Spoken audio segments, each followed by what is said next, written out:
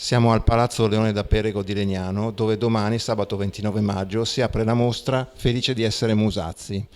L'iniziativa rientra nell'ambito delle celebrazioni per il centenario della nascita del grande attore comico legnanese, dialettale, e qui conosce Sandra Musazzi, figlia proprio del capocomico.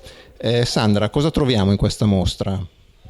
Buongiorno a tutti, noi abbiamo voluto celebrare con questa mostra i 100 anni dalla nascita di mio papà.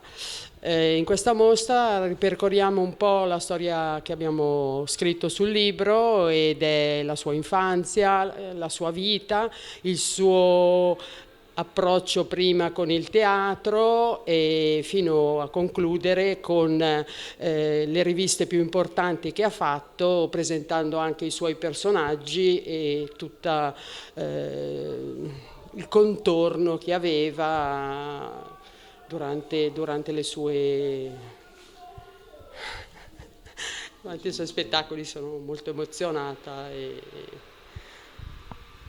In mostra troviamo costumi, copioni, parti di scenografie, e la mostra resterà aperta fino al 4 luglio con ingresso gratuito.